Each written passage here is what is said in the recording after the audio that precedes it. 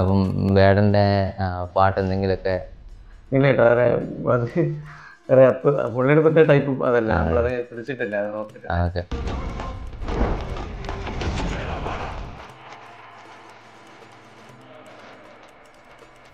സാമൂഹിക പ്രതിബദ്ധതയുള്ള ഒരു കലാകാരനാണ് പുള്ളി. സമൂഹത്തോട് നല്ല രീതിയിൽ കമ്മിറ്റ്മെൻ്റ് ഉള്ള ഒരു കാഴ്ചപ്പാടുള്ള ഒരു നല്ലൊരു എഴുത്തുകാരനാണ്, പാട്ടുകാരനാണ്.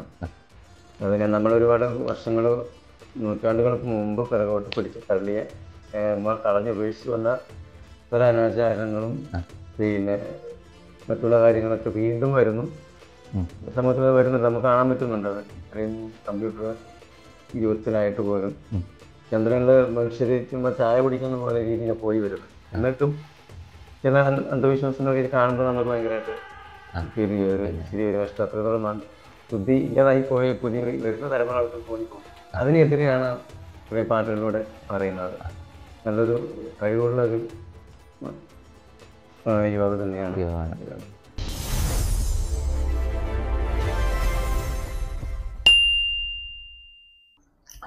ഷോപ്പ് എങ്ങനെ പോകുന്നു? ഇപ്പം കച്ചവടമൊക്കെ ഉണ്ടോ? എങ്ങനെയാണ്? ഉണ്ടായിരുന്നു, നല്ല കച്ചവടമായിരുന്നു. പക്ഷേ ഇപ്പോൾ വളരെ കുറവ് തന്നെയാണ്. ഇപ്പോൾ അതിന് വാടകയും മറ്റുള്ളവർക്ക് ഭയങ്കര പൈസയാണ്. മന്ത്ലി 7000 രൂപ അതിന് വാടകത്തിനും കറണ്ട് കാശിലേക്ക് പോകുന്നുണ്ട്. പക്ഷേ അതിന് പകുതി പോലും ഇപ്പം നമുക്ക് കിട്ടാനില്ല.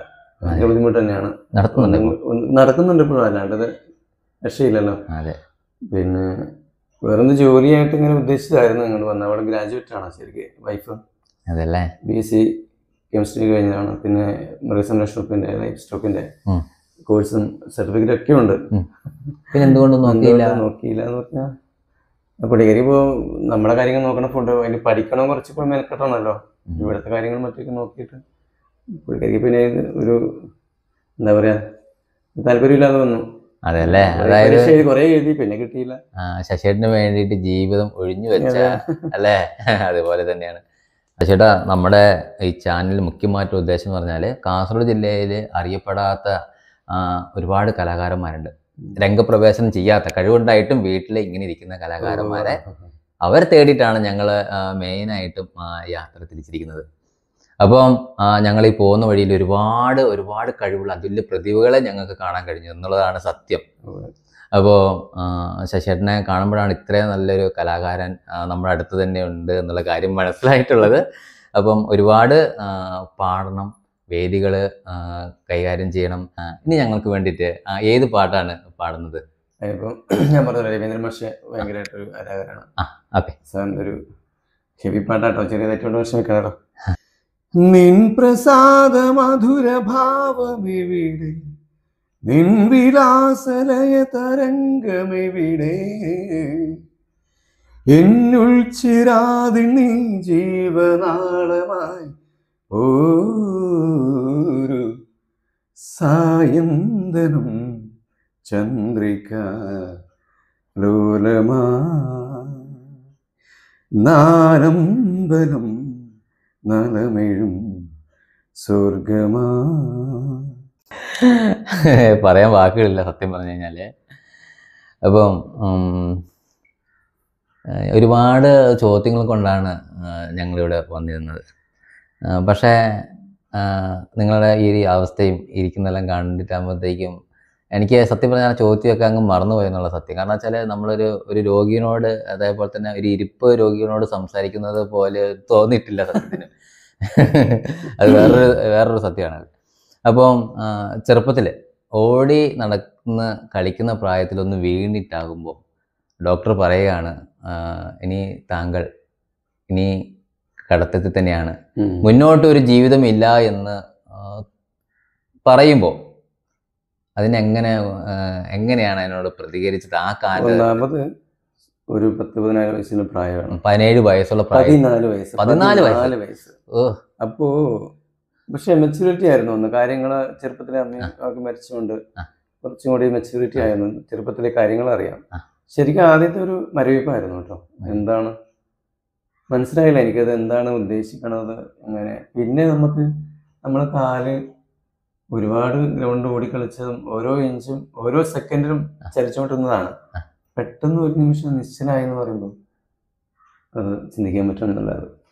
നട്ടലിനുള്ളിൽ ആ ഒരു സുഷ്മിനെ നാടിക്ക് എത്രത്തോളം ഇമ്പോർട്ടൻസ് ഉണ്ട്, എത്രത്തോളം വിലയുണ്ടെന്ന് കാര്യം മനസ്സിലാക്കുന്നത് അതിനുശേഷമാണ്. അതല്ലേ. പക്ഷെ അത് പറഞ്ഞിട്ട് കാര്യമില്ല. ആ സെക്കൻഡിൽ, ഒരു സെക്കൻഡിൻ്റെ ഉള്ളിൽ കണ്ണടച്ച് തുറക്കുന്നതിന് മുമ്പാണ് അങ്ങനെ ഈ അവസ്ഥയിലാവുന്നത്.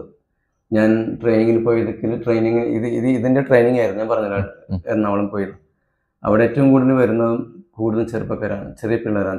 ഏറ്റവും കൂടുതൽ വരുന്നത് ബൈക്ക് ആക്സിഡൻ്റ് ആണ് ഓൾമോസ്റ്റ് ഏറ്റവും കൂടുതൽ വരുന്നത്. ഒരു 100-ൽ 65-70% വരുന്നത് ബൈക്ക് തന്നെയാണ്. അതല്ലേ. അപ്പോൾ ഇപ്പോഴത്തെ പിള്ളേരോട് പറയുന്ന കാര്യം ഇത് തന്നെ, പറയാനുള്ളത് എനിക്ക് ഇത് തന്നെയാണ്. ഞാനും അതുപോലെ തന്നെ ആയിരുന്നു. ഭയങ്കരമായിട്ട് ഒരാളും നമ്മളെ വയ്യാത്തവരൊന്നും ഞാൻ ശ്രദ്ധിക്കാറോ പോലും ഇല്ലായിരുന്നു. നമ്മളെ കാര്യം ആ ഒരു ഓട്ടം ചാട്ടും ബഹളമാണല്ലോ, നമ്മൾ വേറൊന്നും ചിന്തിക്കുന്നില്ല. പക്ഷെ അങ്ങനെ ഒരു വന്നു കഴിഞ്ഞാൽ ഒരു രക്ഷയില്ല. ബൈക്കിലോട്ട് പോകുമ്പോൾ, യാത്ര ചെയ്യുമ്പോൾ മിതമായ സ്പീഡിൽ ഓടിക്കുക. അത് അവരോട് പ്രത്യേകിച്ച് പറയാനുള്ള കാര്യമാണ് എനിക്കത് കേട്ടോ. ഞാനത് ഇപ്പോഴും എൻ്റെ കൂടെ അടുത്ത് വരുന്ന പിള്ളേരോടൊക്കെ പറയുമ്പോൾ ഞാൻ പറയുന്ന കാര്യം ഇത് തന്നെയാണ്. കാര്യം ഞാൻ കണ്ടതാണ്. അതെന്ന് വെച്ചാൽ അത് മിലിറ്ററിക്കാരുണ്ട്, അതിൽ ഡോക്ടേഴ്സും ഉണ്ട്, നേഴ്സുമാരുണ്ട്, നമ്മുടെ സമൂഹത്തിലെ എല്ലാ കാറ്റഗറിയിൽപ്പെട്ട ആൾക്കാരുണ്ട്. വിദ്യാഭ്യാസമുള്ളവരുണ്ട്, ഇല്ലാത്തവരുണ്ട്. നട്ടലിന് പറ്റിക്കഴിഞ്ഞാൽ പറ്റിയത് തന്നെയാണ്. വീണ് പോയി കഴിഞ്ഞാൽ വീണ് തന്നെയാണ്. അതിന് മരുന്ന് ലോകത്തിൽ ഇതുവരെ കണ്ടുപിടിച്ചിട്ടുമില്ല, എവിടെയും ഇല്ല. ഏറ്റവും കൂടുതൽ നിരീക്ഷണങ്ങളും കാര്യങ്ങളൊക്കെ നടന്നു വരുന്നത് കൊണ്ട് തന്നെയാണ്. അപ്പോൾ ഇതൊരു ഒരു എന്താ പറയുക, നമ്മളൊരു പിള്ളേർക്ക് കൊടുക്കുന്നൊരു മോട്ടിവേഷൻ പോലെ ആയിക്കോട്ടെ, കുഴപ്പമില്ല. ഈ ബൈക്ക് ഓടിക്കുമ്പോൾ ഭയങ്കര ശ്രദ്ധിക്കുക. അത് ബൈക്ക് ആക്സിഡൻറ്റ് വരുമ്പോൾ ഏറ്റവും കൂടുതൽ പ്രശ്നം വരുന്നത് നട്ടലിന് മുകളിലുള്ള കഴുത്ത ഓടിക്കുന്നത്. എനിക്കിപ്പോൾ കൈ പോലുണ്ട്, അതില്ലാത്ത ഒരുപാട് പേര് അവരുണ്ട്. കൈ പോലുമില്ല, ഇങ്ങനെ ഒരു പാവ പോലെ ഇരിക്കും. അങ്ങനെ പറയാൻ പാടില്ല, എന്നാലും അതാണ് അതിൻ്റെ അവസ്ഥ. ഓക്കെ, അപ്പൊ ഞാൻ ഒരു ചോദ്യം ചോദിക്കട്ടെ. 1 മുതൽ 100 വരെയുള്ള സംഖ്യകളില് എത്ര പ്രാവശ്യം 9 ഉണ്ട്? ഈസി ക്വസ്റ്റ്യൻ ആണ്. 1 മുതൽ 100 വരെയുള്ള അക്കങ്ങളിൽ എത്ര പ്രാവശ്യം 9 പറയുന്നുണ്ട്, എണ്ണുന്നുണ്ട്? ആലോചിക്ക്. ഈസി ക്വസ്റ്റ്യൻ ആണ്, അത്ര ഈസിയാണ്. എണ്ണി നോക്ക്. 1 2 3 4 5 6 7 8 9. 1 മുതൽ 10 വരെ ഒരു പ്രാവശ്യം 9 ഇല്ലേ? അങ്ങനെ 100 വരെ ഉള്ളതിൽ എത്ര പ്രാവശ്യം 9 ഉണ്ട്? 99 മുതൽ 11 വയസ്സും വരുന്നല്ലേ, 11 വർഷം വരുന്നുണ്ടല്ലേ? പറഞ്ഞോ. 11 പ്രാവശ്യം ഉള്ളോ? തോറ്റോ? കണക്കിന് പറയുമ്പോൾ 19 29 39. ഓക്കെ, പ്രിയപ്പെട്ടവരെ, ഇതിന്റെ ഉത്തരം നിങ്ങൾക്ക് അറിയെങ്കിൽ കമന്റ് ബോക്സിൽ രേഖപ്പെടുത്തുക കേട്ടോ. ചേട്ടാ, ദാസേട്ടൻ്റെ ഏത് പാട്ടാണ് ഞങ്ങൾക്ക് വേണ്ടിയിട്ട് അടുത്തതായിട്ട് ആലപിക്കുന്നത്? അതൊരു പരിണയത്തിലെ ഒരു പാട്ട് വേണം. ഓക്കെ. ഇപ്പോൾ ഹൈ പിച്ചുള്ള പാട്ടെടുക്കാൻ ബുദ്ധിമുട്ടാണ്, ചുമയുണ്ട്. അപ്പൊ അതുകൊണ്ട് ആയിക്കോട്ടെ. പുടവയായി നീലാവുലഞ്ഞു ഋതുപരിണയം തുടങ്ങി പൊന്നു നൂലരഞ്ഞാണും കുളിരരുവിയിലും മായാതീരം ദൂരെ അണിഞ്ഞൊരുങ്ങി തിരി തെളിഞ്ഞുണർന്നു അവളൊരുങ്ങി നിന്നു താരനോപുരം ചാത്തി മൂകയാമം ശ്യാമപരിഭവം പെയ്തു മഞ്ഞു വീണു മൗനരാഗമോടെ പ്രിയ ചന്ദ്രലേഖ നിന്നു.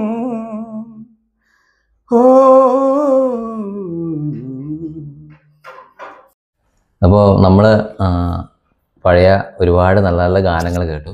അപ്പം പുതിയ കാലഘട്ടത്തിലേക്ക് വരുമ്പോൾ ഇപ്പോഴത്തെ കലാകാരന്മാരെ കുറിച്ചിട്ട്, പ്രത്യേകിച്ച് വേടനെ പോലെയുള്ള യുവ പ്രതിഭകളൊക്കെ കടന്നു വരുന്നുണ്ട്. അപ്പോൾ അവരെ കുറിച്ചിട്ടുള്ള ഒരു അഭിപ്രായങ്ങൾ എന്താണെന്ന് പറയാൻ പറ്റുമോ? അഭിപ്രായം പറയാനായിട്ടുള്ള ഒരാളല്ല ഞാൻ. ശരിക്കും അത്രത്തോളം അറിവൊന്നും എനിക്കില്ല, എന്നാലും പറയാം. പിന്നെ സാമൂഹിക പ്രതിബദ്ധതയുള്ള ഒരു കലാകാരനാണ് പുള്ളി.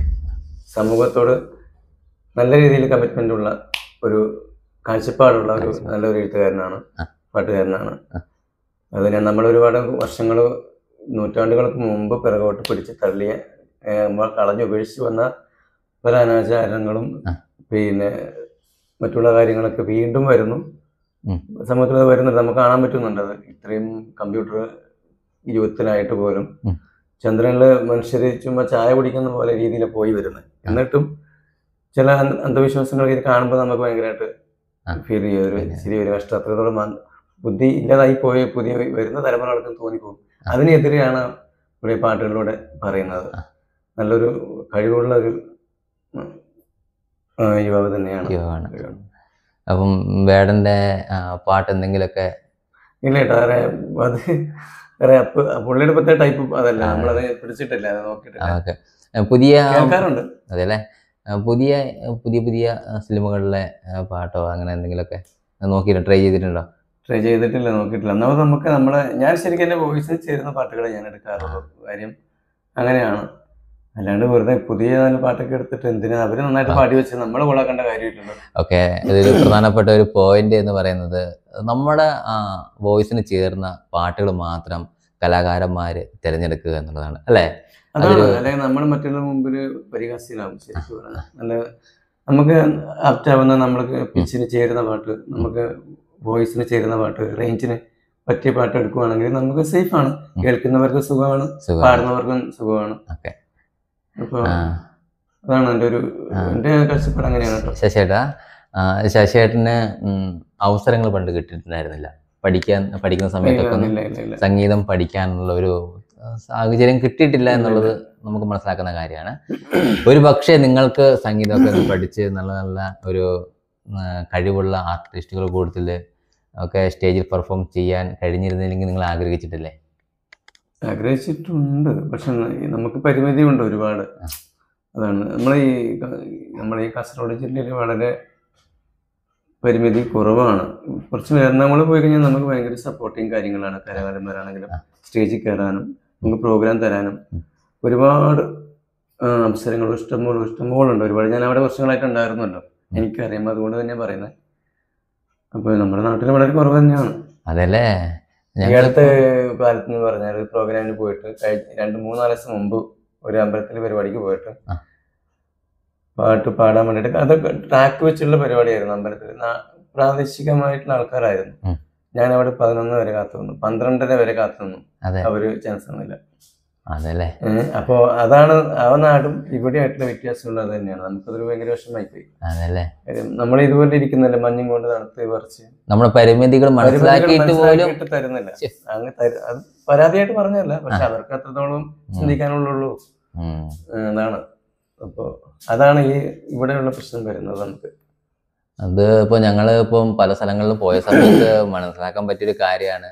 കഴിവുള്ള ഒരുപാട് കലാകാരന്മാരുണ്ട്. കലാകാരന്മാരെന്ന് വെച്ചാൽ നമുക്കറിയാലോ, നമ്മുടെ ദാസേട്ടൻ അതേ വോയിസിൽ തന്നെ ആലപിക്കുന്ന നമ്മുടെ രതീഷ് കണ്ടടക്കം ചേട്ടന്, ബാലസുബ്രഹ്മണ്യത്തിന്റെ അതേ സൗണ്ടിൽ പാടുന്ന നമ്മുടെ ഡെന്നിഷ് കുര്യന്, പിന്നെ നമ്മുടെ മകേഷ് മൂന്നാട്, നമുക്കറിയുന്ന വ്യക്തിപരമായിട്ട് അറിയുന്ന കലാകാരന്മാരാണ്. അതേപോലെ തന്നെ ഒരുപാട് ആർട്ടിസ്റ്റുകളുണ്ട്, കലാകാരന്മാരുണ്ട്. എന്താ പറയാ, അതിനകത്ത് ചിലർ മാത്രമേ പ്രത്യക്ഷപ്പെടുന്നുള്ളൂ അല്ലേ? ശരിയാണ്. അവസ്ഥയാണ്. പിന്നെ വേറെ വിശേഷമൊക്കെ നല്ല ഇതാണല്ലോ, ജിമ്മൊക്കെ എന്താണ് ചെയ്യുന്നതൊക്കെ? അതല്ലേ, നല്ല പവർ ഉണ്ട്. അതല്ലേ, ഒരു 10-12 വർഷം അവിടെ ചെയ്തോണ്ട് നല്ല രീതിയിൽ വർക്കൗട്ട് ചെയ്യുന്നുണ്ടായിരുന്നു. കണ്ടാൽ മനസ്സിലാകുന്നുണ്ട്. അപ്പൊ കാല് ഇപ്പൊ ശരിക്കും പറഞ്ഞു കഴിഞ്ഞാല് എഴുന്നേറ്റ് നടക്കാൻ പറ്റില്ല. ഇല്ല, ഭൂമിയിലോട്ട് കാല് കുത്തിയിട്ട് 30 വർഷമായി. അതല്ലേ, അത്രയാണ് വർഷങ്ങൾ. സ്പൈനൽ കോഡ് ഇഞ്ചുറി എന്ന് പറഞ്ഞാൽ അത് തന്നെയാണ്. എവിടുന്നാണ് നമുക്ക് ഇഞ്ചുറി പറ്റിയെന്ന് അവിടുന്ന് അങ്ങോട്ടുള്ളത് നമുക്ക് ബ്ലോക്ക് ആവും എന്ന് വെച്ച് കഴിഞ്ഞാൽ പിന്നെ അത് ചലനമില്ല. നമ്മളിപ്പോൾ ഒരു സ്വിച്ച് ഓഫ് ആയി കഴിഞ്ഞാൽ അവിടുന്ന് അങ്ങോട്ട് മൊത്തം ഓഫാണല്ലോ. അത് തന്നെയാണ്. ഇതിന് മരുന്നില്ല, ഒന്നുമില്ല. വരാതെ സൂക്ഷിക്കുക. നമ്മൾ യാത്ര ചെയ്യുമ്പോൾ, വണ്ടിയിൽ പോകുമ്പോൾ, ബൈക്ക് ഓടിക്കുമ്പോൾ, മരത്തിൽ കയറുമ്പോൾ സൂക്ഷിക്കുന്ന രക്ഷയുള്ളൂ. അല്ലാണ്ട് അതല്ലേ. പിന്നെ ഉള്ളതെന്ന് പറഞ്ഞാൽ നമ്മുടെ അപ്പർ ബോഡി കുറച്ചും കൂടെ ലെവലാക്കാൻ വേണ്ടിയിട്ടുള്ള ഫിസിയോതെറാപ്പി ചെയ്യാം. അത് മാത്രമേ ഉള്ളൂ. കാലിബ്രേറ്റ് നടക്കാം. പിന്നെ മെഡിറ്റേഷൻ, യോഗ അങ്ങനെയൊക്കെ ചെയ്യാവുന്നേ ഉള്ളൂ. അതിപ്പോൾ അപ്പർ ബോഡിക്ക് നമുക്ക് കുറച്ചും കൂടി എഫക്റ്റ് നല്ലതാണ്. എന്നാലും ശരീരത്തിൻ്റെ ചെറിയ ഭാഗങ്ങൾ മാത്രം തളർന്നിട്ടുള്ളൂ. പക്ഷേ മനസ്സ് കരുത്താണ് ശരിയാണ്. മനസ്സിന് നല്ല വിരുദ്ധമുള്ള നമ്മൾ അനുഭവിച്ച് ഉം. അതങ്ങനെ നേടിയെടുത്ത് തന്നെയാണ്. അതല്ലേ പിന്നെ അനുഭവിക്കാനായിട്ടൊന്നും ഇല്ലല്ലോ ജീവിതത്തിൽ. എത്രത്തോളം ഒരുപാട് വേദനിച്ചും ഉം. അതിന് അതിജീവിച്ചും വന്ന ആൾ തന്നെയാണ്. അതല്ലേ